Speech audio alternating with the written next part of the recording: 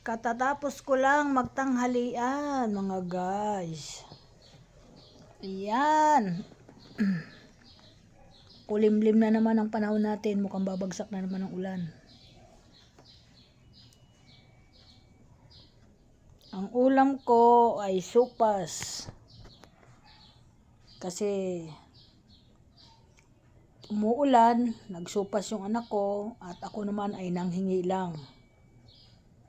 Ayan, ngayon sabi ko, pahingi na lang ako. Total, dalawa lang naman kami dito na kumain nung anak kong makulit. Kaya, ayan, ewan ko saan nagpunta. Umalis na naman. Tapos kumain, umalis. Mag-isa na lang ngayon ako dito. Hindi umuwi yung mga kasama ko dito sa bahay, mga nagtinda, hindi umuwi. Hindi ko alam kung saan sila nakarating. Oh, di nga, akala ko nga magtatanghalian sila dito, hindi ako nagluto. Kasi nanghingi nga ako ng supas. Sabi ko, ayan, wala pa sila. Hindi ko alam kung saan na sila. Hapon na rin, aywan ko, baka pauwi na rin yun dahil baka lumakas ang ulan. Kaya ayan. Mamaya-maya siguro nandito na sila. Kaya ayan, welcome to my vlog ngayong umaga.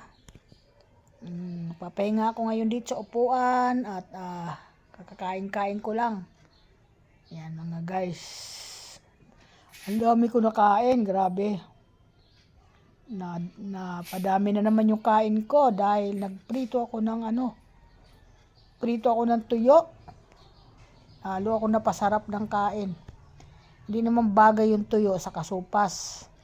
Kaya pinapak ko lang yung supas tapos inulam ko yung tuyo. Yan. Ako talaga, wala naman talaga ako problema. Kasi kahit ano naman kainin ko pwede. Wag lang yung mga masasamang pagkain, yung kagaya ng mga hindi kinakain. Hindi ko alam kung sino tinatawagan ng aso. Baka nandyan na sila. Buting na, hindi naman kumain yung mga yan.